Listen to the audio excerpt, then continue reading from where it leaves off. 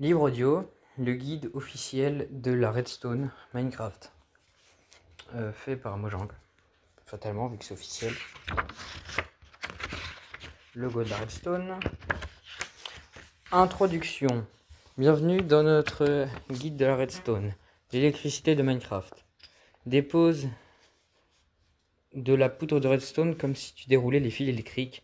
Ajoute-y des composantes simples et tu construiras des ordinateurs, des serrures à combinaison, des catapultes ou des pièges à monstres. C'est si polyvalent qu'on est souvent étonné par tout ce que les Minecraftiens arrivent à créer. Depuis que les éditeurs de pixel art jusqu'à les mechas géants qui peuvent marcher. Nous espérons que ce guide t'en apprendra assez pour libérer ton imagination et permettre de construire quelque chose qui te laissera bouche bée. March Davy, l'équipe Mojang. Chapitre 1. Les bases. Avant de commencer à construire des choses incroyables, jetons un coup d'œil aux différents objets de Redstone, ce qu'ils font et comment les utiliser dans de simples créations, et tu pourras faire rapidement. Bien apprendre les bases qui te permettra de devenir un vrai expert de Redstone, capable de construire des super mécanismes. Trouver la Redstone. La Redstone est une mystérieuse substance utilisée pour faire fonctionner des mécanismes. Dans sa forme la plus brute, c'est un minerai qui se trouve en profondeur et qui peut être miné et transformé en poudre. En plus de former la base des circuits, c'est un ingrédient important des composants Redstone. La localisation. Pour trouver de la Redstone, concentre tes recherches sur certains endroits de l'Overworld. Voyons où elle apparaît naturellement. Numéro 1. On trouve des poudres de Redstone dans les coffres et des manoirs en bois. Ils sont alors protégés par des villageois. 2. Quand elles sont vaincues, les sorcières relâchent jusqu'à 6 poudres de Redstone. Chasse-les dans les biomes marais. 3. La poudre de Redstone peut être aussi trouvée dans les coffres d'autres structures naturellement générées, comme les donjons et les forts et les mines abandonnées. 4. Le minerai de Redstone apparaît naturellement sous terre, 1 à 16 blocs au-dessus de la couche de bedrock. Quand il est miné, le minerai donne 4 à 5 poudres de Redstone. Si tu mines la Redstone avec une pioche enchantée avec toucher de soie, tu obtiendras le bloc de minerai entier. Tu le fais fondre dans un four. Fais-le fondre dans un four et tu auras de la poudre. Poudre de Redstone. Que fait donc cette chère Redstone ? Elle est notamment capable de transmettre un signal de Redstone d'une source à un composant de Redstone, ce qui permet de créer un nombre quasi infini de mécanismes et de circuits. Elle est vraiment très utile. Quand elle est posée, la poudre de Redstone, initialement de couleur rouge foncé, reste au sol. Quand elle est activée, elle brille d'un rouge plus clair et elle émet des particules. Un signal de Redstone peut se propager dans un maximum de 15 blocs, sauf si on lui redonne de la puissance. Comportement de la poudre. La propriété première de Redstone est d'interagir avec la Redstone des blocs adjacents en s'attirant et en s'y connectant. La Redstone est placée à côté d'une tige de Redstone déjà existante. Elle se tordra et le circuit fera un virage. Si la Redstone est placée de deux côtés d'une ligne de Redstone existante, le circuit bifurque en diverses directions, ce qui divise le signal. Une bifurcation peut être ramenée vers la ligne initiale en rajoutant de la poudre de Redstone pour créer une boucle. On peut insérer des Redstone supplémentaires dans un réseau afin de créer une grille susceptible d'alimenter tout un groupe de blocs. La Redstone se lie à la Redstone placée un bloc au-dessus ou en dessous des formes boucles et aussi avec de la Redstone à un autre niveau. Tick et timing. Dans Minecraft, le temps de mesure en tick est l'on compte 20 ticks par seconde. La durée des signaux de Redstone se mesure dans la même unité. Dans ce livre, tu verras donc comment les termes tick de Redstone ou juste tick. Chaque tick de Redstone est équivalent à 2 ticks du jeu. Il y a donc 10 ticks de Redstone par seconde. Tu n'auras pas besoin d'en savoir plus ou de savoir pourquoi ça marche comme ça. Retiens juste que c'est le nombre de ticks. Plus le nombre de ticks est faible, plus le signal de Redstone voyagera vite. Intensité d'un signal. Parfois, nous ferons référence à l'intensité d'un signal de Redstone. L'intensité la plus basse est de 1 et la plus haute est de 15. Elle peut dépendre de la source qui est utilisée. Tu en auras davantage par la suite. Tu en sauras davantage dans la suite du livre, notamment comment les différentes sources l'introduisent différentes intensités et comment l'intensité d'un signal peut être altérée. Source de signaux de Redstone. Il existe bien des manières d'alimenter un circuit. Chaque source produit un signal d'une intensité différente. Il y a un effet particulier sur les composantes Redstone. Voyons quelles options existent pour t'aider à choisir les éléments de ta future construction. Activateur manuel. Les sources de Redstone les plus simples sont les boutons et les leviers. Ils sont facilement fabriqués à partir de bois et de pierre. Ils doivent être manuellement activés par un joueur. Et même s'ils sont simples, ils ont différentes caractéristiques qui les prédisposeront à certains types de construction. Ici, on voit un bouton dans son utilisation la plus simple, placé à côté d'une porte en fer. Son activation envoie un signal à travers le bloc solide sur lequel il est posé, ce qui ouvre la porte pendant un court instant. Les boutons sont fabriqués avec un seul bloc de pierre ou des planches. Quand ils sont poussés, ils émettent un court signal de redstone d'intensité maximale. Ils peuvent être placés sur n'importe quelle face d'un bloc solide, y compris le dessus et le dessous. Dans cet exemple, une activation de levier ouvre la trappe sur le bloc adjacent, et elle restera ouverte tant que le levier n'aura pas de nouveau été activé. Levier. Fabriqué en combinant un bâton et une paire, le levier produit un signal de redstone d'une intensité maximale. Cependant, ce sont des sources commutables. Le signal de bascule entre l'activer ou désactiver à chaque fois que les leviers sont utilisés. Recette du levier.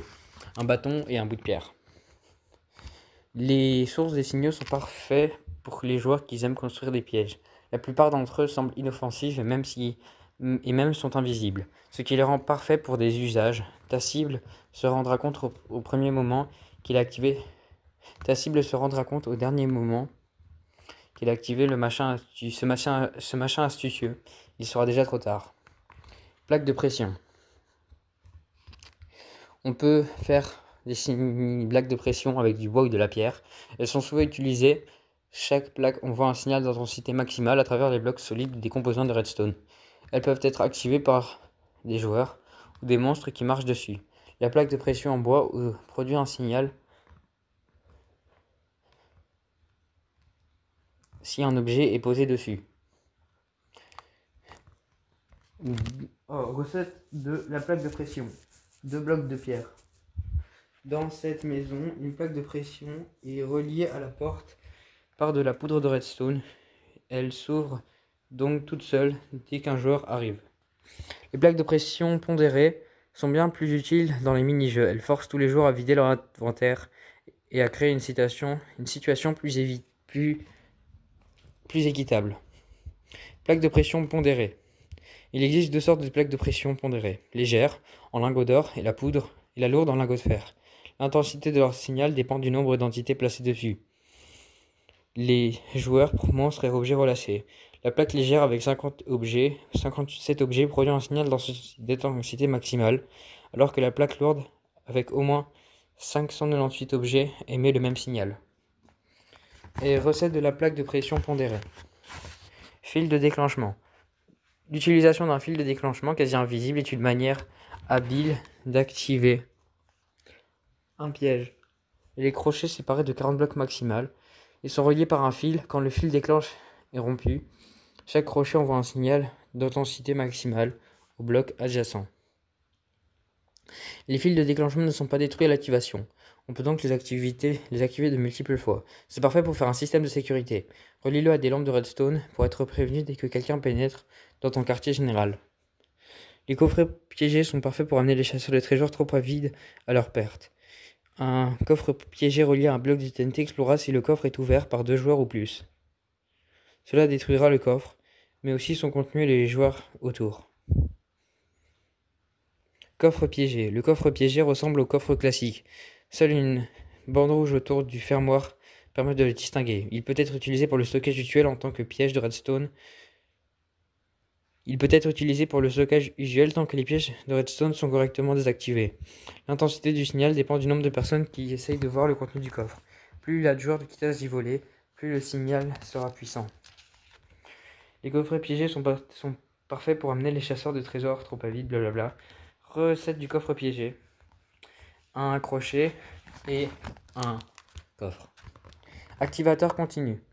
Si tu as bien une source émettant du signal constant, sans aucune interaction pour être activé, les activateurs continus te seront utiles. Ils sont allumés en permanence et certains peuvent changer l'intensité du signal produit en fonction de facteurs extérieurs. Voici un guide pour bien les utiliser. Torche de redstone. En plus d'être une source de lumière, les torches de redstone produisent un signal d'intensité maximale de 15. Dans les circuits redstone, les torches de redstone peuvent être inversées afin d'être constamment éteintes plutôt qu'allumées. Recette de la torche de redstone. Une poudre de redstone et un bloc et un bâton. En plaçant une torche de redstone sous une autre, tu peux inverser le signal et désactiver la torche du haut. Elles peuvent aussi être placées sur les côtés et les blocs pour émettre un signal vers le haut, via les blocs solides, ou alimenter les composants redstone placés sur les blocs adjacents. Cette construction montre le comportement du signal d'une torche de redstone. Elle peut aller vers le haut à travers un bloc solide et alimenter les composants redstone qui sont en dessous. Cependant, le signal ne passe pas à travers un bloc solide qui est à côté de la torche. Un bloc de redstone peut alimenter continuellement deux lampes à redstone, une sur le côté et une au-dessus. Le bloc de redstone ne permettra pas d'alimenter un bloc qui est caché derrière un bloc adjacent et il désactivera les autres sources de signaux comme la torche et la redstone. Blocs de redstone. Les blocs de redstone sont faits de 9 foudres de redstone. Ils sont bien utiles pour stocker un excès de redstone. Quand ils sont placés, ils envoient un signal dans toutes les directions, alimentant les composants de redstone qui leur sont adjacents, ainsi que les mécanismes comme les portes et les pistons. Capteurs de lumière. Les capteurs de lumière produisent des signaux d'intensité différentes en fonction de leur exposition à la lumière du jour. Le signal est plus fort en journée, plus faible la nuit, et le temps qu'il fait joue aussi. Ils peuvent aussi être inversés afin de produire des signaux plus intenses quand il fait noir. Recette du capteur de lumière. Les capteurs de lumière sont parfaits pour créer des systèmes d'éclairage automatique. Cette pièce a deux capteurs de lumière sur le toit, un normal et un inversé, qui sont connectés à une lampe de redstone juste en dessous. Au moins une des deux lampes s'allume en journée. Donc c'est pratique pour la lumière dans la maison. Observateur. L'observateur est le composant de redstone le plus récent. Quand il détecte un changement d'état du bloc qu'il surveille, il produit un signal qui remplace le circuit détecteur de mise à jour du bloc, communément appelé Bud Switch. Celui-ci était plus complexe et limité. Face du bloc. L'observateur possède deux faces principales. La face observatrice, qui surveille le bloc qui est directement collé à elle, et la face de sortie, qui produit le signal de redstone dans la direction opposée. Les observateurs peuvent surveiller les blocs dans n'importe quelle direction. L'observateur est fait de pierre, de poudre de redstone et de quartz du nether. Il n'est pas perturbé par des sources extérieures de signaux. Il ne peut pas être inversé comme les torches de redstone. Quand il est activé, un observateur produira un signal d'intensité maximale. Diverses détections. Que peut-on détecter un bloc d'observateur? Que peut donc détecter un bloc d'observateur? Il observe par exemple l'activation de rails de propulsion, l'extension de pistons et la pousse de l'herbe sur la terre, et vice-versa. Dans cet exemple, quand le capteur de lumière change d'état ou détecte un changement de luminosité, l'observateur le détecte et alimente le circuit qui fait sonner un bloc musical. Mettre à jour les observateurs. L'observateur peut être mobile. Quand il est déplacé par un piston, cela compte aussi comme une mise à jour du bloc. Le signal n'est mis que lorsqu'il atteint sa nouvelle position. Circuit Bud. Pour les mises à jour de blocs que l'observateur ne détecte pas, tu dois utiliser un circuit appelé Bud, circuit détecteur de mise à jour de blocs. Il peut détecter quand un four commence à faire fondre quelque chose, les variations de puissance d'un signal de redstone et le déplacement de blocs, comme la table de fabrication, comme dans l'exemple ci-dessous. Mojang Info. Les circuits Bud exploitent un bug appelé la quasi-connectivité par la communauté. Celui-ci est devenu si utile pour le constructeur qu'il a été officiellement ajouté au jeu. En gros, c'est pour faire des circuits infinis. On vient de voir qu'il y a des différentes manières d'alimenter un circuit et lui donner un signal de redstone. C'est là seulement le début de ce que tu peux faire avec la redstone. Les blocs dont on va parler ici permettent de faire varier l'intensité de vitesses d'un signal et même d'interagir avec les éléments sans redstone. Répéteur de redstone. Tu sais alimenter les circuits à l'aide de différentes sources de signaux. Voyons comment tu peux utiliser les blocs pour adapter les circuits afin qu'ils répondent à tes besoins. Il te faut d'abord un répéteur de redstone. 6 contre à droite. Fonctionnalité du répéteur. Numéro 1. Les répéteurs amplifient les signaux de redstone pour leur redonner leur intensité maximale. 2. Les répéteurs se combinent avec d'autres pour créer des verrous dans les circuits. 3. Les répéteurs s'assurent que le signal ne va que dans un sens du circuit. Les répéteurs peuvent ajouter un délai de 1 à 4 ticks au signal, ce qui se règle comme ceci. Comment sont utilisés les répéteurs? Regardons comment chacune de ces fonctionnalités peut être utilisée dans la création de différents circuits. En progressant dans le livre, tu verras que les répéteurs sont utilisés pour faire plein de choses. Recette du répéteur de Redstone. Amplification. Place un détecteur sur le 15e bloc du circuit où le signal de Redstone a une intensité minimale de 1. Il amplifiera le signal pour le ramener à son intensité maximale de 15. 2. Fonction verrou. Les deux lampes sont alimentées par le même levier. Quand un répéteur sur le côté est alimenté par le levier sur la gauche, par exemple, il verrouille un répéteur et empêche le signal d'arriver à la lampe de Redstone. Sens unique. Quand le circuit est actif et que le levier est tiré, le signal reste sur la gauche du circuit. Du coup, le piston tire l'autre piston en arrière. Les répéteurs empêchent le signal d'atteindre le côté droit du circuit. 4. Introduire un délai. Quand le levier est tiré, la lampe sur la droite s'allume en premier, le circuit amenant la lampe de gauche, contenant un répéteur, réglé sur 4 ticks, qui délaie le signal et retarde son allumage.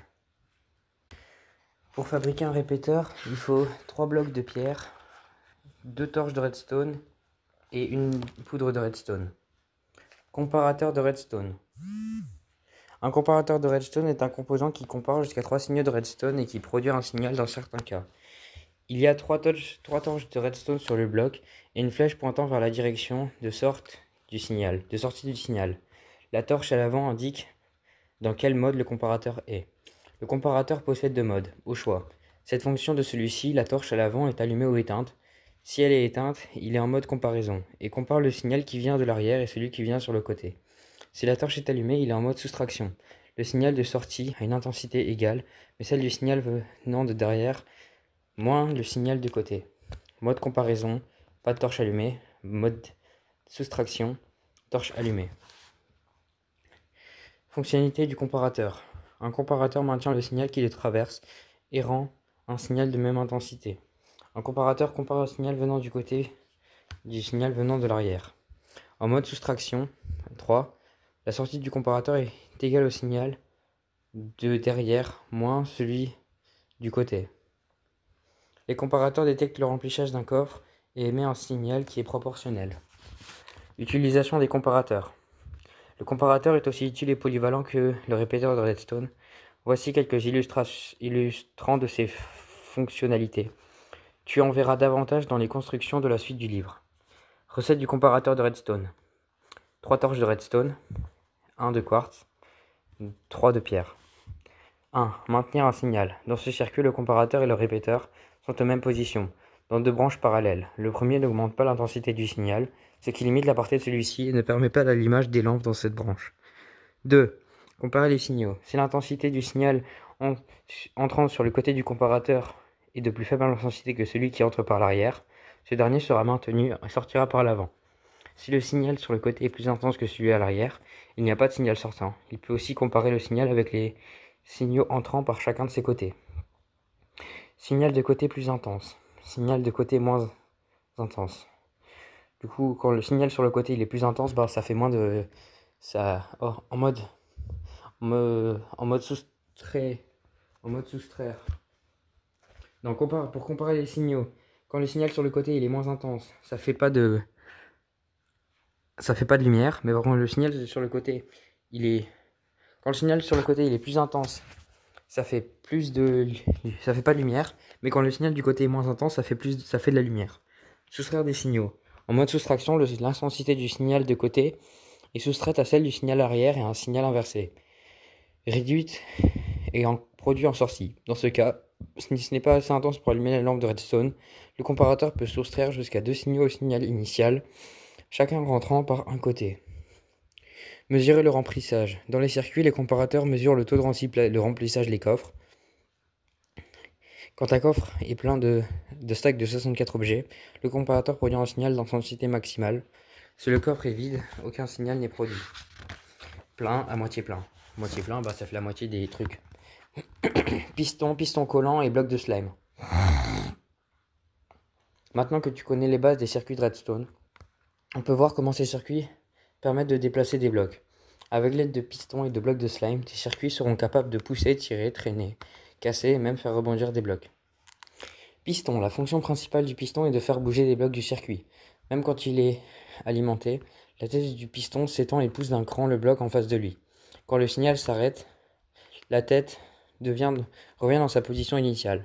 Recette du piston.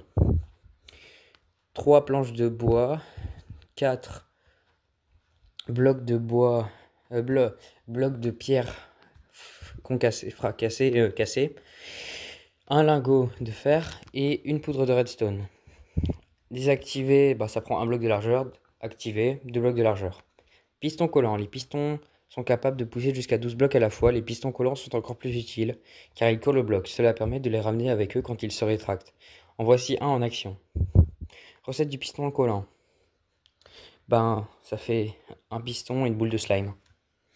Bloc de slime. Fabriqué avec des boules de slime, les blocs de slime sont utilisés dans les circuits pour attraper et déplacer des blocs.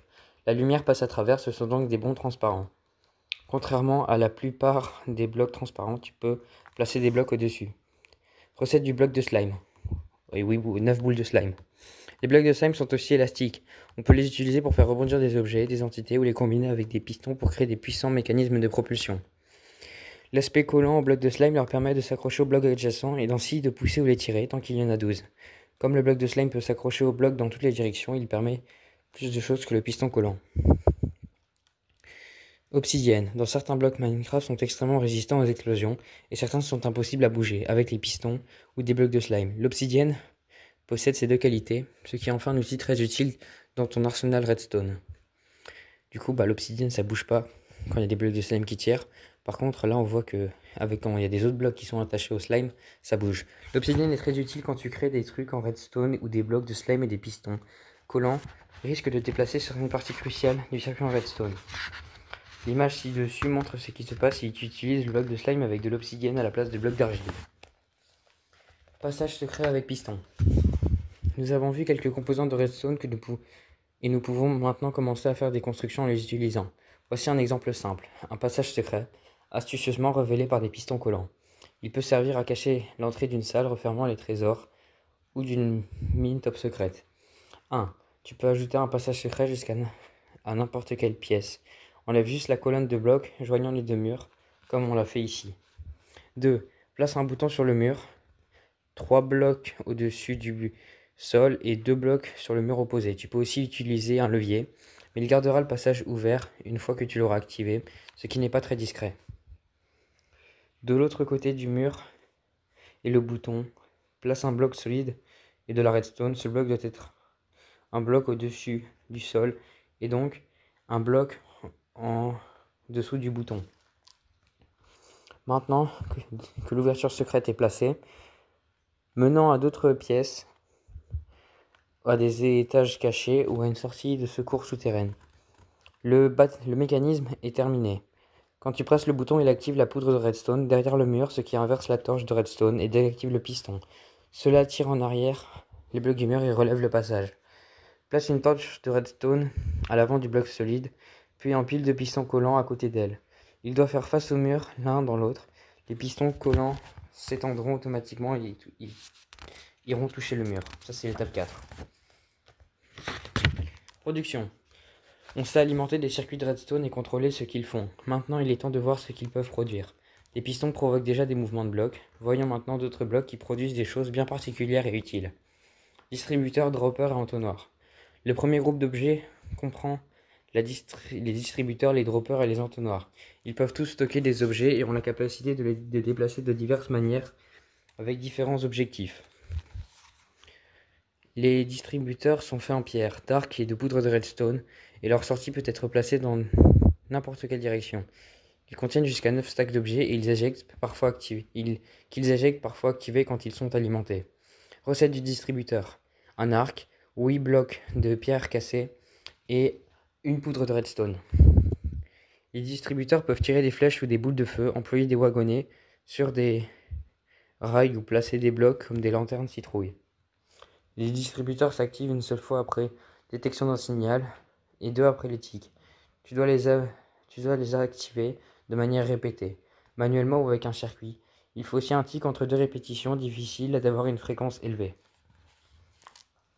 Le dropper. Son nom vient de l'anglais to drop, lâcher, car il lâche des objets comme s'ils tombaient de son inventaire. Contrairement au distributeur, il n'active pas les objets, il les jette vers l'avant. Recette du dropper. 1 de poudre de redstone et ou 7 de roches cassées. Distributeur et dropper sont tous deux des interfaces de stockage avec 9 emplacements, mais aucune possibilité de choisir un emplacement de sortie. Si les emplacements se remplissent par des objets différents, ils sortiront aléatoirement.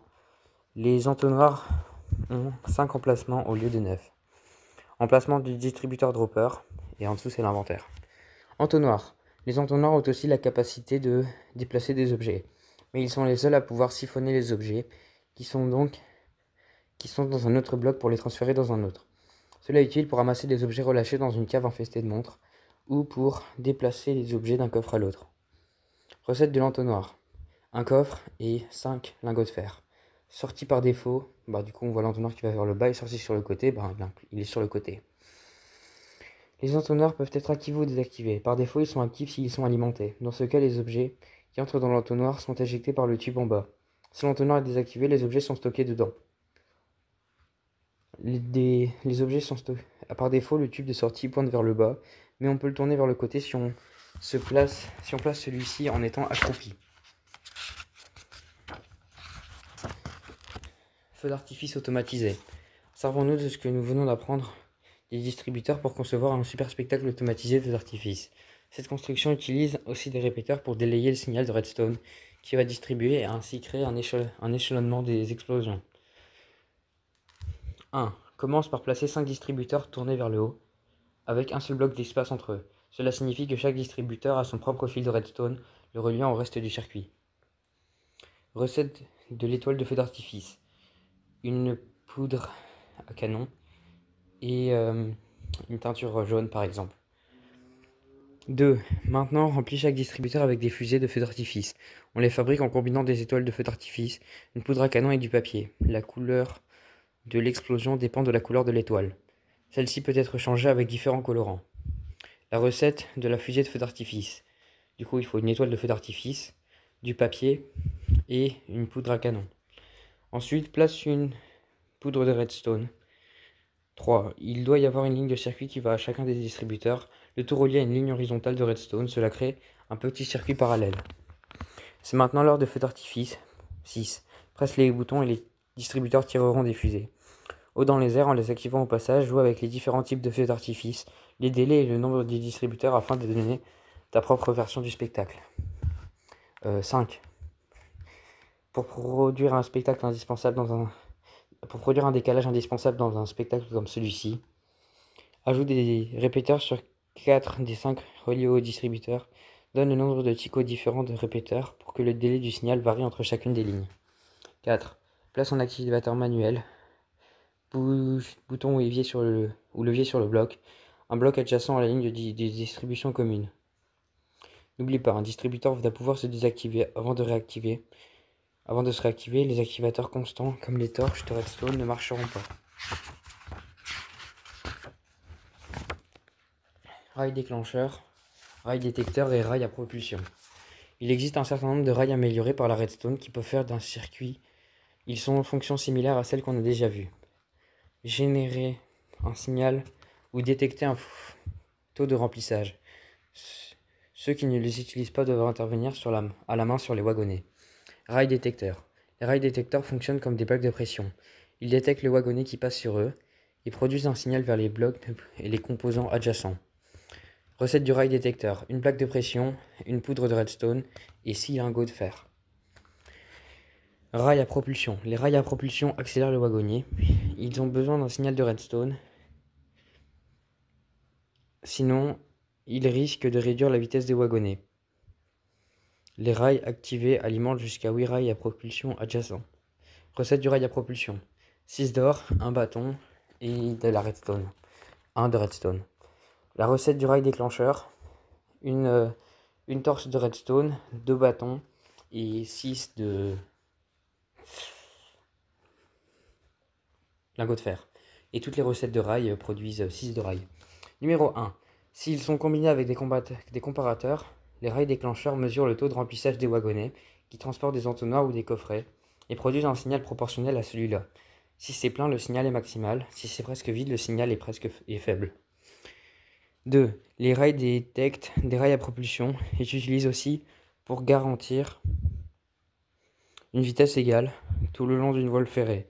En plaçant un rail détecteur devant un rail de propulsion, les wagonnets qui passent activent directement l'accélération. S'il est installé le long d'une voie ferrée, le déplacement des wagonnets s'effectuera à vitesse constante.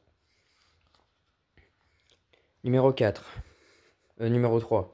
Un rail déclencheur désactivé peut activer un wagonnet transporté en un entonnoir pour lui permettre de ramasser des objets qu'il rencontre, jusqu'à quand l'entonnoir soit plein ou désactivé. A l'inverse, si le rail est activé, il désactivera le dit wagonnet et arrêtera de ce fait de collecter des objets. Astuce. Les rails utilisant la redstone ne peuvent pas former des courbes comme les rails normaux. Ils ne s'utilisent qu'en ligne droite. Les rails déclencheurs peuvent aussi faire exploser la TNT. Exploser un wagonnet transporter un bloc de TNT. C'est très utile pour le minage, car les rails ne craignent pas les explosions. Il est donc facile d'envoyer un long train de wagonnets chargé de TNT pour miner une grande zone. Numéro 5. La grande fonction du rail déclencheur est d'éjecter toutes les créatures du wagonnet qui lui passent dessus.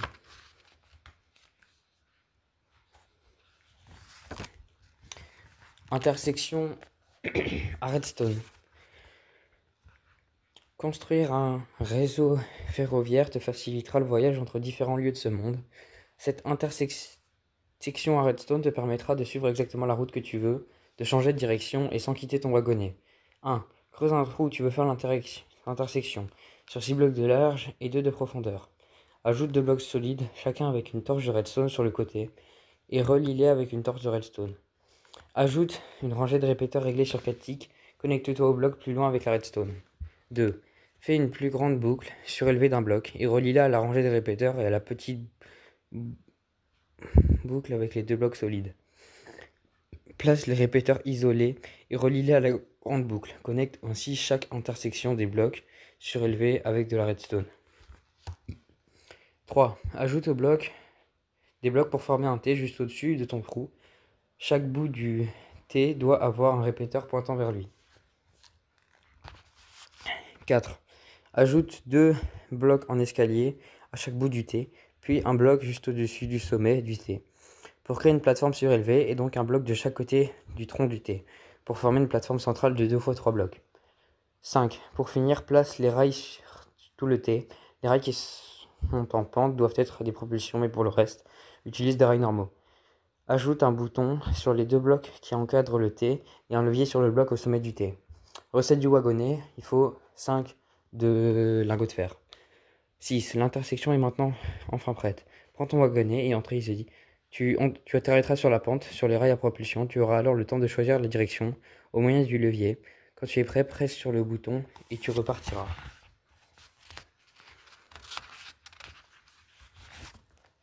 Bloc musical et lampe à redstone. Les derniers composants à redstone sont ceux qui produisent du son et de la lumière. Les blocs musicaux produisent différents sons avec divers tons, tandis que les lampes à redstone ressemblent à de la luminite mais ont l'avantage de pouvoir être allumées ou éteintes. Bloc musical. Un bloc musical est fait à partir de n'importe quelle sorte de planche de bois et avec une seule poudre de redstone. Quand il reçoit un signal de redstone, il produit un son qui dépend du bloc sur lequel il se trouve. Le diagramme ci-dessus montre le son produit pour chaque type de bloc. Le spectre d'un bloc musical couvre 2 octaves, ce qui fait 24 notes de musique. Pour accorder ton bloc musical et augmenter la hauteur du ton d'une note, agis sur lui. Sur le verre, ça fait un son de bâton de batterie. Pierre, une grosse caisse. Sable, gravier, caisse claire. Bois, guitare basse. Tout autre matériau, piano ou harpe. Recette du bloc musical. 8 planches de bois et et une poudre de redstone. En utilisant les possibilités de personnalisation du bloc et du simple circuit de redstone, tu peux tout créer. Des chansons de ton enfance et des reprises de chansons récentes. Tu peux utiliser le délai des répéteurs pour obtenir un rythme correct des chansons. Lampe à redstone. Les lampes à redstone sont fabriquées avec de l'aluminite et de la poudre de redstone. Elles sont plus lumineuses que les torches de redstone et peuvent s'allumer ou s'éteindre grâce à des circuits de redstone ou à des activateurs manuels. Recette de la lampe à redstone. 1 de luminite et 4 blocs de redstone. On a déjà vu des lampes de redstone dans les pages précédentes et elles illustraient des notions d'intensité, de signaux, de manipulation des blocs. On peut les alimenter par toutes les faces et elles sont assez polyvalentes pour s'utiliser au mur, au plafond et pour faire des objets décoratifs spéciaux. L'alarme. Le bloc musical et les lampes à redstone peuvent aussi servir d'alarme. Cette construction utilise les deux et produit des signaux lumineux et sonores dès qu'un intrus pénètre dans une zone définie. 1. Le piège déclenche l'alarme. Commence sur le pas de la porte. Place un bloc d'argile verte durcie de chaque côté de l'entrée, avec au moins 3 blocs d'espace entre eux. 2. Ajoute un crochet sur chacun des blocs pour qu'ils soient face à face, puis relie-les avec un fil. Cela se transformera automatiquement en fil de déclenchement. 3. Ajoute 2 blocs solides et 2 torches de redstone au-dessus de chacun des blocs verts du piège. Dans chaque colonne, la torche de redstone la plus haute sera éteinte. Ajoute ensuite 3 blocs dans le prolongement des colonnes. 4. Ajoute des blocs musicaux et des lampes de redstone dans la boucle entre les deux lignes du bloc, puis de la redstone le long de celle-ci et des lampes de redstone aux extrémités. Quand quelqu'un entrera, de la musique sera jouée et les lampes flasheront. Chapitre 2. Circuit simple. Maintenant que nous avons fait connaissance avec les outils et les blocs de redstone, il est temps de construire des circuits. Ceux qui sont détaillés dans cette partie sont très faciles à faire. Tu verras des exemples de construction qu'il suffit parfois d'un circuit tout simplement pour créer un mécanisme vraiment cool. Horloge. Commençons par le plus simple dire circuit, le générateur d'horloge. Il produit un signal répétitif qui se propage dans toutes les composantes du circuit, créant une boucle infinie pour tout mécanisme qui est attaché. Création d'un générateur d'horloge. Il y a de nombreuses manières de créer un générateur d'horloge et encore plus de façons de changer son comportement. Nous allons voir les différentes sortes que tu peux faire en utilisant les divers composants pour que tu puisses choisir celle qui te semble la plus simple. Horloge à torche. La plus simple utilise des torches de redstone. Il te faut un paire de torches. Le circuit utilise leur capacité d'inversion pour allumer et éteindre de manière répétitive. La partie des circuits. Exemple, ci-dessus une horloge de 5 ticks. Durée minimale qu'on peut obtenir avec ce type d'horloge. Astuce. Impossible de faire une horloge de 1 ou 3 ticks. Celle-ci s'emballe et perd le signal. Pour avoir plus de ticks, ajoute des paires de torches et remplace la poudre de redstone par des répéteurs afin de ralentir le signal. Une fois que le signal est lancé, tu peux détruire la torche de l'horloge à répéteur, mais pas celle de l'horloge à comparateur. Les horloges à répéteur. Les horloges à répéteur sont fréquentes. Il est en effet facile de monter les délais des répéteurs. On voit ici une version 1 tick sans aucun délai sur les répéteurs, tous tournés dans la direction opposée. La seule chose importante à l'endroit où on place la torche de redstone. Si elle est mal placée, le signal se bloque et reste toujours allumé. Horloge à comparateur. Cette horloge utilise un comparateur en mode soustraction pour répéter le signal. Il est face à un bloc solide duquel part de la redstone reliée de l'autre comparateur via le répéteur. De cette manière, la redstone ne fait pas de boucle. La torche de redstone derrière le comparateur produit un signal maximal et constant. Même quand le signal de côté est soustrait, on a un signal de sortie. Horloge à entonnoir. Les sorties des entonnoirs qui font face pour créer une horloge alternante. Si tu places un objet dans l'un des deux, il se déplacera sans arrêt entre les deux entonnoirs. Le comparateur attenant à chaque entonnoir mesure le taux de remplissage, ce qui altère entre 0 et un seul objet. Cela produit périodiquement un petit signal de redstone qui est ensuite amplifié par le répéteur. Mise en place de la poudre de redstone et des répéteurs. Horloge à piston. L'horloge à piston est la seule qui peut être activée ou désactivée. Tu peux donc choisir de n'utiliser que lorsque tu en as besoin. Elle passe des pistons qui se passent sur un bloc. Le signal de redstone passe par le bloc et alimente la partie adjacente du circuit, qui fait ensuite bouger le bloc d'un nouveau cran. Ferme à monstre. Le générateur d'horloge à piston sera l'élément de base d'une ferme à monstres, permettant de piéger ces créatures qui haïssent la lumière du jour. Le système utilise des boucles extérieures de l'horloge pour déclencher des parties du piège et collecte les objets relâchés et les place dans leur coffre. Tu auras besoin de 138 blocs de béton, ou n'importe quel bloc en fait, 16 dalles, 12 trappes en chaîne, 20 entonnoirs, 65 de redstone, 8 coffres, 4 pistons, 7 répéteurs, 4 torches de redstone et 4 distributeurs. Astuce. Pour en savoir plus sur les échelles de redstone, va voir page 57. Numéro 1. Commence par creuser un trou de 2x2 blocs pour l'horloge à piston, puis place les torches de redstone comme montré. Du coup, 4 en fait, juste côte à côte, un 2x2. Ajoute des pistons de chaque côté du trou et tourne vers les torches. Tu devras placer au milieu un bloc pour démarrer le circuit. Fais-le seulement à la fin pour ne pas te perturber quand tu construis. Ajoute maintenant des boucles extérieures de l'horloge à piston. Dans chaque boucle, place un répéteur tourné vers le côté d'un piston, puis place la redstone entre l'arrière du répéteur et le bord du trou. 4. Ajoute une poutre de redstone derrière une des boucles, puis construis une échelle à redstone en plaçant des balises surmontées de redstone. Tu devras peut-être d'abord poser des blocs solides pour t'aider à placer les dalles. 5. Fais maintenant une plateforme avec le bloc solide, un bloc au-dessus de la dalle, la plus haute. Elle doit faire 6 blocs de long et 6 blocs de large. Recette du coffre: 8 blocs de bois, planches de bois. 6. Laisse une bordure le long du bloc de la plateforme, puis place 4 blocs solides avec des doubles coffres entre chacun d'entre eux. 7. Place un dropper au-dessus de chacun des 4 blocs, en le tournant à chaque fois vers un entonnoir différent. Place maintenant un entonnoir directement en face de la sortie de chacun des droppers. Tu devras être accroupi en plaçant les entonnoirs sur les coffres. 8. Construis un anneau de 6x6 blocs au-dessus des droppers et des entonnoirs. Il doit faire la même largeur que des plateformes que tu as faites pour l'étape 5. 9. Remplis le centre de l'anneau et encore plus d'entonnoirs.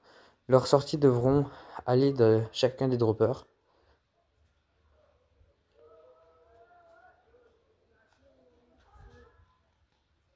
Et tous les précédents entonnoirs devront être tournés vers ceux du bout pour que les objets finissent dans les droppers.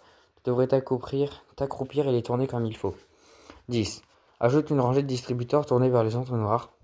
Étends ton échelle de redstone jusqu'à la plateforme et utilise un répéteur pour amplifier le signal.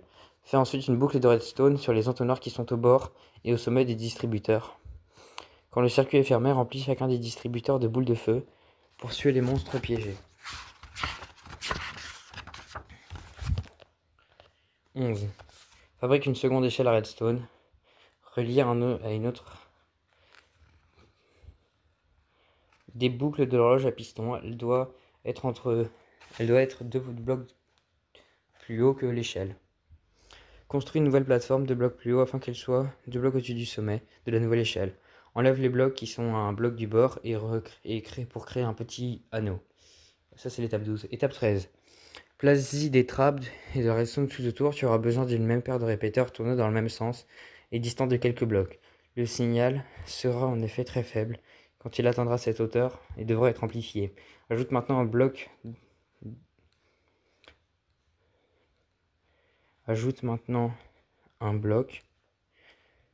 solide par-dessus de la torche de redstone pour démarrer l'horloge à piston. 14. Pour attirer les monstres dans le piège, construis une plateforme de 3 blocs de large au-dessus de la trappe. Cela fera de l'ombre pour les monstres qui s'y réfugieront volontiers. Puis les trappes s'ouvriront, ils seront atomisés par les boules de feu et laisseront tomber les objets.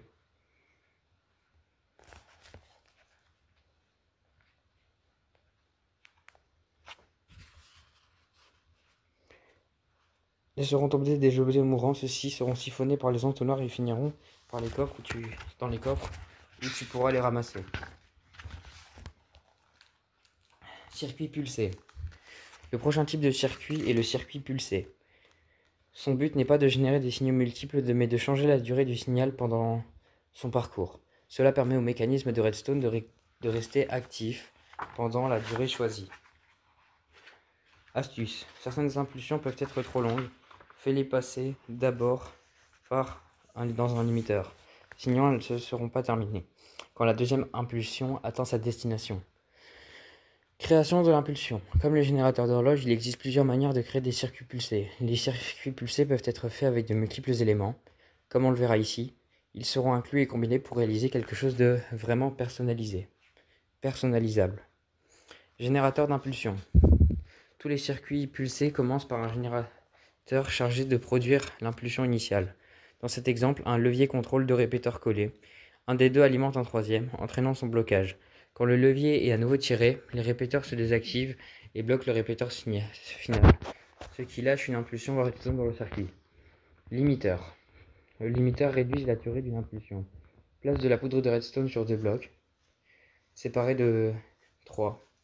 Mets-en ainsi avant et 2 après le bloc. Le trou entre les blocs est surplombé par un piston collant et un bloc solide. Quand l'impulsion arrive au premier bloc, le piston pousse et coupe le signal. Quand le piston est désactivé, la redstone laisse passer l'impulsion. Extenseur.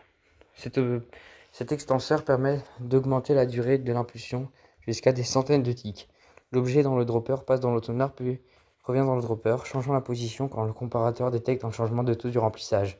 Une impulsion est alors envoyée à un répéteur à travers un bloc, puis elle initialise le passage d'objets entre les autres entonnoirs.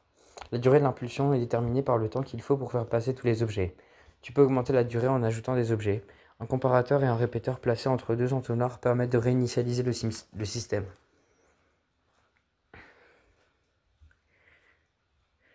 Multiplicateur. Les multiplicateurs prennent une seule impulsion en entrée et augmentent le nombre d'impulsions. Cela permet d'activer très vite un mécanisme 2 fois ou plus d'affilée. Premièrement, le signal passe à travers un bloc solide et alimente la lampe à redstone. Il passe aussi dans la boucle adjacente jusqu'au comparateur qui est réglé en mode soustraction. Il repasse le nouveau dans le bloc solide, mais n'atteint pas le comparateur car l'intensité du signal a été réduite par la soustraction. Compteur. Le compteur est l'opposé d'un multiplicateur. Il produit une impulsion seulement quand il en a déjà reçu un certain nombre en entier. Celui de l'exemple a besoin de recevoir 6 impulsions de l'exemple avant d'en émettre une. L'émission s'effectue en faisant passer l'objet unique dans une boucle d'entonnoir jusqu'à ce qu'il atteigne le dropper. Le comparateur détecte alors l'objet et produit un signal. Note que la sortie de chaque entonnoir est tournée vers l'entonnoir suivant et que le dernier entonnoir est tourné vers le dropper.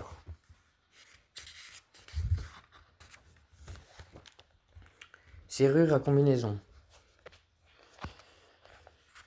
Ce circuit combine des générateurs, un extenseur et un compteur pour faire quelque chose de plutôt simple et qui peut être utilisé pour protéger ta base ou ta salle des coffres. Il comporte un mur avec des boutons qui ne servent à rien, afin que seuls ceux qui connaissent la combinaison puissent entrer. Tu auras besoin de 168 blocs, un bloc de slime, un piston collant, 7 obsidiennes, 33 redstone, 8 torches redstone, 6 entonnoirs, 2 droppers ou distributeurs, je sais pas. Je crois que c'est des droppers ça. 4 comparateurs, 21 répéteurs et 20 boutons. Étape 1. Commence par construire une simple entrée en obsidienne. Si tu places cela sur un bâtiment existant, remplace ou juste cette partie par de l'obsidienne. On l'utilise parce qu'elle est impossible à bouger, que la porte va être en bloc de slime. Ajoute un mur perpendiculaire au mur où est la porte, puis ajoute des boutons sur chaque bloc. On en utilisera seulement 3 pour la combinaison, ceux qui sont entourés sur l'image. De l'autre côté du mur, place les torches de redstone. Elles doivent être de l'autre côté des blocs sur lesquels les autres boutons entourés. En haut à droite, en bas à droite, en haut à droite, en bas à droite et en bas à gauche.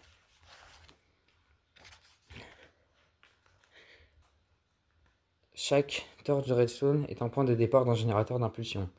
Pour fabriquer un générateur, commence par fabriquer un rectangle de 3 fois 2 blocs, devant la torche. Place de la poudre de redstone à côté de la torche, puis place 2 répéteurs tournés à l'opposé du mur. Place maintenant une poudre de redstone devant le répéteur le plus proche de la torche et puis un troisième répéteur tourné d'1 degré par rapport au deuxième. Ça c'est l'étape 4. Ensuite l'étape simple, c'est fait la même chose avec les autres torches pour avoir un total de 3 générateurs d'impulsion. Tu devras peut-être appuyer sur les boutons du mur pour réinitialiser chaque générateur. Dans chaque générateur, le dernier répéteur doit être bloqué comme sur l'image. 6. Ajoute de la poudre de redstone en sortie pour chaque générateur, puis place un répéteur pour empêcher le signal de remonter le circuit à l'envers. 9. Après ça, 7. Construis un escalier de redstone sur le générateur le plus haut jusqu'à que une plateforme de 3 blocs, mets de la poudre de redstone tout au long. 8. Ajoute un répéteur à la sortie du petit escalier, puis prolonge le circuit de redstone. Connecte toutes les sorties des générateurs et ajoute les répéteurs, comme le montre l'image. Enfin, empêche le signal de se propager dans le mauvais sens, ajoute un dernier répéteur, au bout, en bas à gauche de l'image, réglé sur 2 ticks. 9. Après ça, ajoute un compteur, voire passe 49. Cependant, le compteur devra comporter un compteur et 3 entonnoirs car il n'y a que 3 générateurs. Utilisés pour faire la combinaison, n'oublie pas d'ajouter une torche de redstone sur un côté du bloc solide qui est le plus près de l'entonnoir. Elle est peu visible sur l'image. 10. L'impulsion qui sortira du compteur sera bientôt au coude pour ouvrir une porte. Tu devras donc construire un extendeur, voir page 49, et augmenter sa durée. Place d'abord un objet dans le dropper et 5 dans le second entonnoir du circuit. Note l'emplacement des comparateurs et des répéteurs sur les 2 images ci-dessous. 11. Relie la sortie de l'extendeur à ton entrée. Place un bloc solide d'un côté, surmonté d'une torche de redstone. Le circuit doit se finir sur le côté de ce bloc solide. 12. Ajoute un piston collant à côté de la torche et un bloc de slime au bout de celui-ci. Ajoute un autre bloc solide sous tous les blocs de slime. 13. Ta serrure à combinaison devrait maintenant fonctionner. Utilise un arc pour enfoncer le bouton du haut.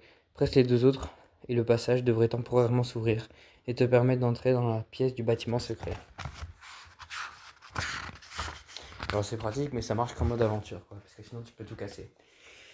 Transmission verticale. Nous avons vu différents circuits horizontaux en créant des mécanismes de redstone dont tu auras besoin d'éléments placés sur plusieurs niveaux. Maîtrise ta transmission verticale des signaux de redstone pour te faire entrer dans une 3e dimension. Création d'un circuit vertical. La transmission verticale paraît complexe. Elle est assez simple quand on en a compris le principe. Cette manière de transmettre le signal repose sur les comportements de base de la redstone ou sur l'inversion de sources de signaux constants. Dans les 2 cas, elle envoie des signaux vers le haut ou vers le bas. Astuce. Cette construction montre comment certaines sources de signaux peuvent être utilisées pour éteindre la torche du bas et changer l'ordre de l'inversion. Transmission verticale basique. La manière la plus simple de transmettre le signal verticalement est d'utiliser la capacité de la redstone de s'attacher à la redstone placée un bloc au-dessus. Cela prend pas mal de place, la redstone se rejoint aussi si le bloc du dessus sur le côté par rapport au signal du bas. Cela permet de faire des escaliers en colimaçon.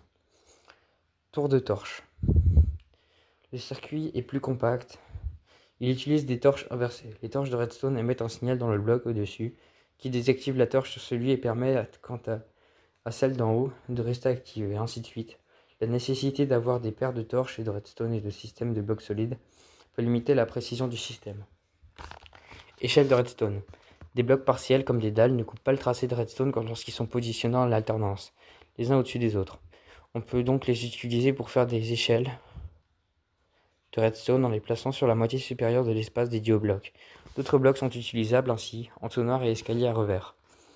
Tour à piston collant. Envoie l'impact de signaux vers le bas est quelque chose de compliqué mais pas impossible.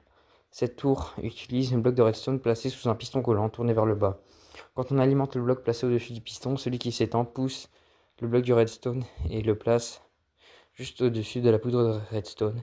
Activant au passage, on peut empiler plusieurs mécanismes de ce type. Transmission combinée.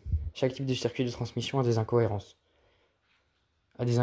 Certains prennent beaucoup de place, d'autres ne s'empilent que d'une manière précise, mais certains n'iront que dans un sens, le haut ou le bas. En combinant divers systèmes, tu peux créer des circuits les plus pratiques et adaptés à tes besoins. Échangeur d'armure. Alors ce qu'il faut c'est 3 armor stands, un piston, 2 blocs de redstone, 8 poudres de redstone, 3 pistons collants, 4 dalles, 1 d'obsidienne, 2 trappes, 8 blocs, un bloc de slime et une torche de redstone. Comme l'exemple d'utilisation d'un système de transmission verticale, nous allons construire une garde-robe pleine d'ingéniosité. En tirant tout simplement quelques leviers, l'échangeur d'armure permet de choisir parmi toutes celles que tu possèdes et de te préparer efficacement pour ta prochaine aventure. Astuce, si tu construis ça sous terre, assure-toi qu'il n'y a aucun bloc autour du bloc de slime. On ne veut pas que les blocs soient tirés quand le piston collant sera activé. 1. Pour bien expliquer les étapes, commençons par le bas de la construction. Cependant, si tu veux cacher la construction sous terre, creuse d'abord un trou d'un bloc de large, 5 blocs de long et de 7 blocs de profondeur. Commence ensuite par tracer une ligne de 3 poudres de redstone. Étape 2. À la fin de la poudre de redstone, place un bloc solide surmonté d'une torche de redstone. Le placement de la torche ne devrait pas activer la poudre. 3. Place maintenant un piston collant au-dessus de la poudre en attenant à la torche. Tournez vers le haut. Place un bloc de slime sur le piston collant. Il fera rebondir tes portes-armures. Tes portes-armures, mais il n'y a pas de S. Il fallait mettre un S. 4. Place de l'obsidienne au-dessus de la torche de redstone et ajoute de la poudre par-dessus. On utilise de l'obsidienne parce qu'elle ne peut pas être déplacée par un bloc de slime. Tu pourrais aussi utiliser une table d'enchantement ou un coffre de Lender. Fais maintenant une échelle redstone qui commence 5. Fais maintenant une échelle de redstone qui commence un bloc de diagonale de l'obsidienne, à l'opposé du bloc de slime. Tu devrais sans doute disposer temporairement d'autres blocs pour bien placer tes dalles. Construis une plateforme au-dessus de la dernière dalle. Ce sera le haut de la construction ou le sol si tu as choisi de faire quelques mécanismes sous une autre pièce. Ajoute quelques blocs supplémentaires pour également t'aider à bien placer les trappes. Ajoute maintenant ton premier tour à piston collant et utilise un bloc de redstone, un piston collant. Celui-ci devrait être placé sous le dernier bloc de la plateforme en haut. Donc ça c'était 7. 8. Plate un bloc solide sous le bloc de redstone, puis ajoute une nouvelle tour à piston collant en dessous. Cette dernière devrait s'activer immédiatement et alimenter le piston et la poudre de redstone au-dessous, qui, à son tour, désactivera la partie du circuit contenant l'échelle à redstone. 9. Recette de la trappe. 6 blocs de planches de bois. Détruis le bloc entre les deux tours à piston collant et tous les blocs au-dessus du bloc de slime. Ajoute une trappe sur le côté des deux blocs qui restent au-dessus du bloc de slime, comme le montre l'image. 10. Ajoute un levier sur le bloc au-dessus des tours de piston, tire-le 2 fois et tu devrais voir les trappes s'ouvrir. Tire-le encore 2 fois et elles devraient se refermer, de nouveau prêtes pour la prochaine étape. Donc, recette du porte-armure. 6 blocs de 6 bâtons et une dalle de pierre cuite. 12. Quand tu tires le chevet, les tours et les pistons s'activent dans l'ordre et désactivent la poudre qui est en bas. Cela ouvre les deux trappes et active le piston attaché au bloc de slime. Les porte-armures qui étaient sur les trappes tomberont alors et celle d'en bas sera propulsée vers le haut par le bloc de slime et les trappes se refermeront ensuite rapidement. Tu auras une nouvelle armure devant toi, tu peux donc maintenant facilement choisir ta favorite. 11. Maintenant,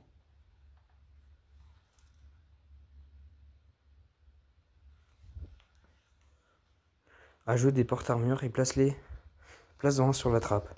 Accroupis-toi pour le poser et tire 2 fois le levier pour le faire disparaître. Maintenant la même chose avec 2 nouveaux porte-armures. Si tout est bien pensé, tu devrais avoir une première armure face à toi.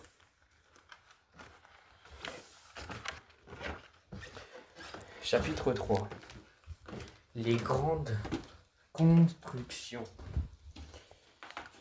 Page 67. Maintenant que tu es un maître de redstone, il est temps de mettre à profit tes connaissances. Cette dernière partie présente plusieurs grands projets. Chacun déploie divers composants de redstone et différents circuits dont on a parlé précédemment. La combinaison de tous ces éléments te permet de créer quelque chose de vraiment incroyable. Ascenseur. Notre première grande construction combine un système d'observateurs, une transmission verticale des blocs de slime et de l'obsidienne, le tout pour créer un ingénieux système d'ascenseur qui peut être appelé que tu sois en haut ou en bas de la structure. C'est un atout parfait aux grands bâtiments comme les gratte-ciel. Tu auras besoin de 9 poudres de redstone, 6 pistons collants, 2 blocs de redstone, 2 torches de redstone, 2 blocs de 2 dalles de pierre polie, 2 observeurs, 2 boutons, 16 blocs de slime, 47 blocs d'obsidienne et un bloc quelconque. Étape 1. Fais ta base de l'ascenseur avec 14 blocs d'obsidienne, 3 lignes de 4 et 2 blocs dépassant les côtés. 2. Place les blocs sur les côtés de la base en forme de fer à cheval, mais pas sur les blocs qui dépassent. Ton ascenseur s'arrêtera dans cet espace. 3. Laisse un bloc d'espace au-dessus du bloc qui dépasse, puis construis 2 colonnes d'obsidienne par-dessus. Elles doivent faire 7 blocs de haut. 4. Place les blocs de slime dans l'espace créé à l'étape 2. C'est la base de la plateforme de ton ascenseur. Place également un bouton sur le bloc le plus en bas de la colonne de droite. 5. Place encore des blocs en forme de fer à cheval et 2 blocs du sommet des colonnes et avec les mêmes rayons que celui sous la base. Place un bouton au sommet de la colonne de gauche et des dalles sur les blocs de slime. C'est sur celle-ci que tu te tiendras debout. 6. Mets de la redstone dans tous les trous des colonnes, sous les colonnes, et ajoute une torche de redstone en bas de la colonne de gauche. Crée une petite boucle de redstone entre la torche et le trou en plaçant 2 autres poudres de redstone. Ajoute un piston collant au-dessus de la torche de redstone, tournée vers le haut, puis 4 blocs de slime dessus. Le bloc de slime le plus haut doit être aligné avec le haut de la colonne d'obsidienne. 7. Le moteur de l'ascenseur est fait de 2 mécanismes verticaux. Place 2 blocs de slime sur la gauche de l'espace entre les colonnes, juste au-dessus de la redstone. Place ensuite un piston collant tourné vers le bas et un observateur tourné vers le haut. À côté, fais l'inverse, les blocs de slime seront donc en haut. Un piston collant en dessous et finalement l'observateur tourné vers le bas.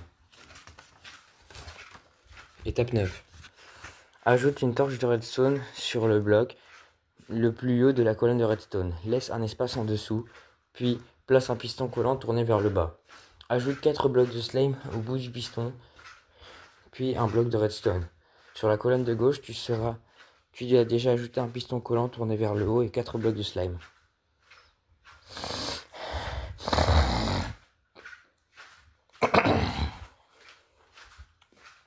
Astuce.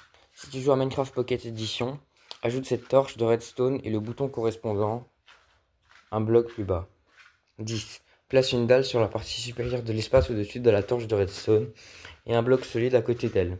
Ensuite, ajoute un piston collant tourné vers les blocs de slime de gauche, puis un bloc de redstone directement au-dessus d'eux.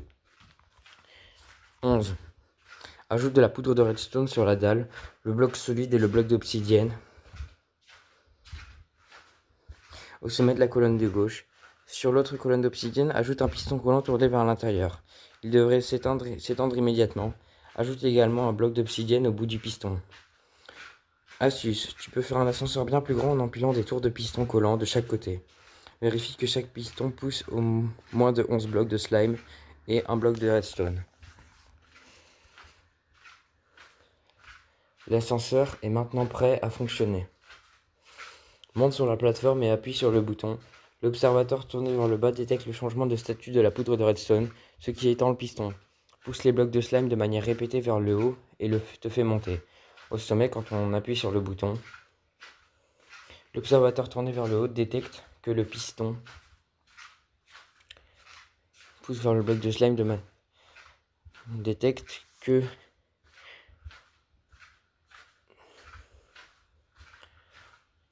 au sommet, quand on appuie sur le bouton, l'observateur tourné vers le haut détecte le piston est rétracté, causant la même réaction en chaîne, mais dans la direction opposée. Lanceur d'élytres. Une manière rapide de se déplacer, c'est de planer. Le lanceur d'élytres combine un circuit de transmission verticale avec des blocs de slime, du distributeur et du TNT pour te propulser dans les airs. Tu auras besoin de 25 poudres de redstone, 8 dalles de pierre polie, 3 5 distributeurs, un panneau en bois, un bouton, un piston collant, un bloc de slime, un seau d'eau, 10 répéteurs, 45 de redstone, 45 d'obsidienne, 42 blocs quelconques. Construis la plateforme du lanceur. Elle doit être rectangulaire et faire 7 fois 5 blocs, avec 2 blocs en plus sortant des coins, d'un seul côté, et une extension de 2 blocs vers l'intérieur de l'autre côté. 2. Place un bloc sur le coin avant gauche du rectangle et entoure l'extension qui est à l'intérieur avec 3 blocs d'obsidienne. Ajoute une dalle collée au bloc de gauche qui dépasse du rectangle.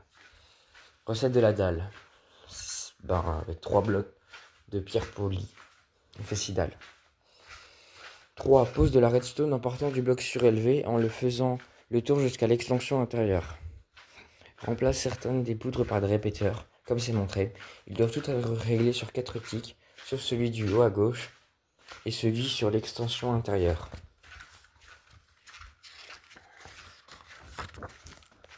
4. Ajoute un piston collant tourné vers le haut sur le bloc vide qui est au bout de l'extension intérieure. Ajoute un bloc en diagonale de celui qui est déjà surélevé. Ajoute un bouton au sommet. 5. Empile des blocs sur les 2 extensions extérieures à l'arrière de la construction en incluant la base. Chaque colonne doit contenir 9 blocs. 6. Place une colonne plus à gauche que l'échelle de droite, puis fabrique une échelle de redstone entre les colonnes. Il doit y avoir seulement un bloc d'espace entre la dalle la plus haute et le sommet de la colonne. Mojang Info. L'invention du succès supersonique pour les élites n'a pas été une très bonne idée.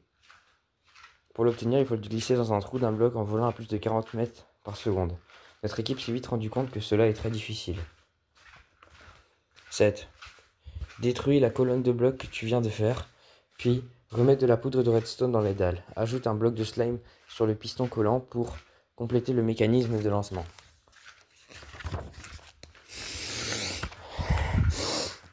En haut de la colonne, édifie des structures en obsidienne de 5 x 5 blocs avec un trou d'un bloc au milieu du côté avant. 9. Ajoute une base en obsidienne, un bloc en dessous de l'anneau, puis des distributeurs à l'arrière de l'anneau et un autre distributeur de chaque côté. 10. Ajoute de la redstone sur les distributeurs et des blocs qui les séparent, puis remplis chaque distributeur de TNT. Place un panneau à l'intérieur du trou à l'avant, puis verse l'eau avec un seau à l'intérieur de l'anneau en obsidienne.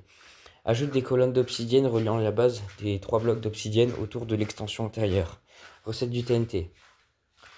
4 blocs de sable, 5 poudres de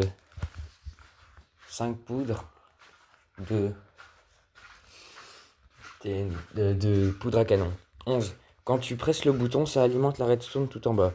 Le signal monte ensuite via l'échelle et active le bloc de TNT des distributeurs. Le signal va aussi activer le piston à l'avant, mais avec un certain retard du répéteur. Si tout se passe bien, les blocs de TNT devraient exploser pile que quand tu es envoyé en l'air par le bloc de slime, ce qui te propulsera vers l'horizon. Équipe-toi d'une armure renforcée quand tu fais les tests, juste au cas où tu déclencheras l'explosion de TNT. Juste au cas où le déclenchement de l'explosion de TNT n'a pas lieu à l'instant voulu. Écraseur à piston. L'écraseur à piston est parfait exemple du piège à redstone. Il utilise des plaques de pression pour activer les 2 jeux de piston, en haut et en bas, connectés par une tour de redstone. Cela donne une chambre dont il est impossible de s'échapper. Tu auras besoin de 27 pistons, 179 blocs quelconques, 48 poudres de redstone, 4 torches de redstone, 16 plaques de pression, 16 répéteurs. Étape 1. Commence par faire une plateforme de 5 x 5 x 5 avec un bloc dépassant au centre de 3 côtés et un bloc isolé à un bloc d'espace du centre du 4e côté. 2. Place sur les contours de la plateforme de la poudre de redstone connectée au bloc isolé. Cela sera la boucle d'activation principale quand le piège sera déclenché. 3. Place maintenant des pistons collants à l'intérieur de la redstone, tournés vers le haut. Place-en aussi sur les 3 blocs qui dépassent et ajoute une torche de redstone sur le bloc isolé.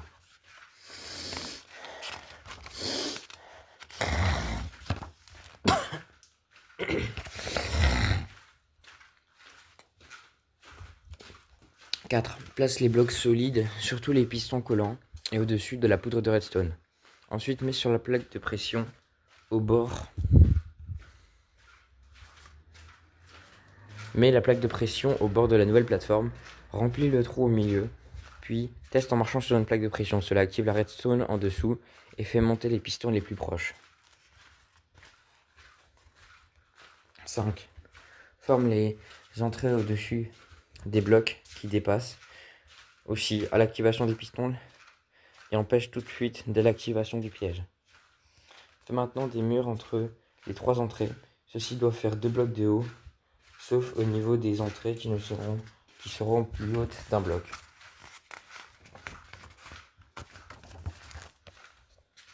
8. Construis une plateforme temporaire en forme d'anneau. 3 blocs au-dessus du sommet du mur. L'anneau doit être aligné avec des plaques de pression qui sont en dessous. 9. Ajoute des pistons collants sous tous les blocs de l'anneau, tournés vers le bas, puis les blocs solides sous chaque piston. Réduis ensuite l'anneau supérieur qui n'est plus utile. 10. Construis une grande plateforme autour de l'anneau de piston collant. Elle doit faire au moins 2 blocs de large et doit être au-dessus de la première torche de redstone que tu as posée. Ajoute une torche de redstone sur le bloc solide au-dessus de la tour de torche. 11. Crée une grande boucle de redstone sur tout le contour de la nouvelle plateforme avec un répéteur à peu près au milieu pour redonner toute sa puissance au signal. C'est indispensable si tu veux alimenter tous les pistons de l'anneau. 12. Ajoute maintenant des répéteurs réglés sur 4 ticks entre l'anneau de poudre de redstone et tous les pistons collants. Chaque répéteur doit être tourné vers le piston collant. Cela permet d'alimenter séparément chaque piston et de s'assurer que le signal va dans la bonne direction. La seule exception est le piston à l'opposé de la torche de redstone qui doit être relié avec de la poudre de redstone. 13. Teste-le. Quand un personnage entre à l'intérieur et marche sur une plaque de pression, elle active la redstone et les pistons collants poussent alors les blocs du centre de l'entrée du plafond et entraînent l'écrasement de tous ceux qui seront pigés à ce moment-là.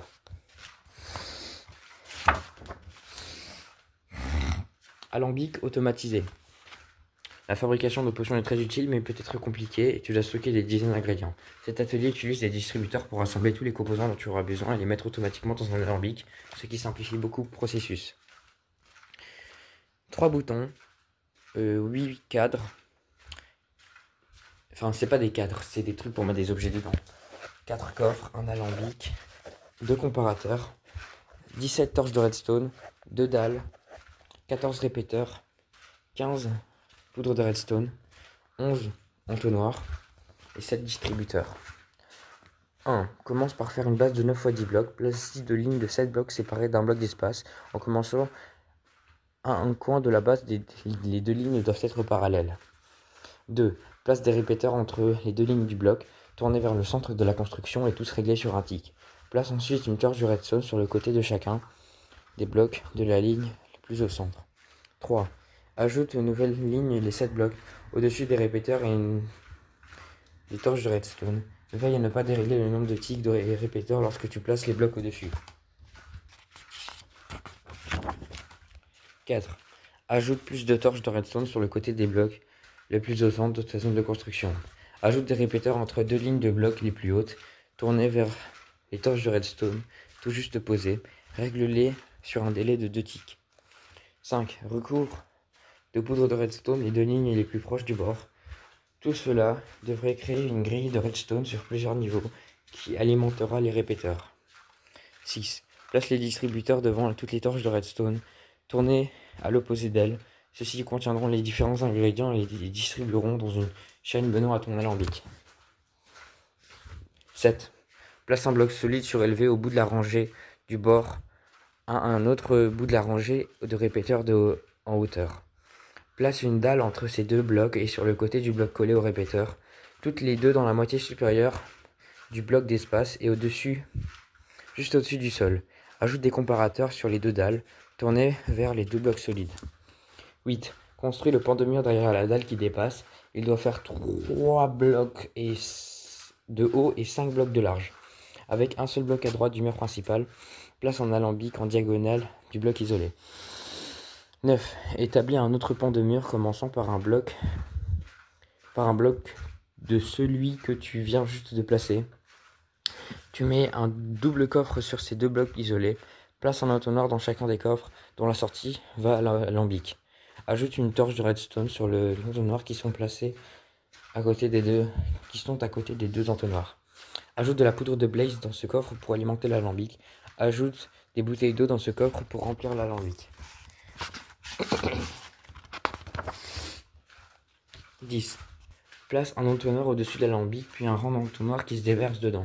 Place-les de telle sorte qu'il y en ait un à côté de chaque distributeur. 11. Place une torche de redstone au-dessus du comparateur sur la dalle collée au mur.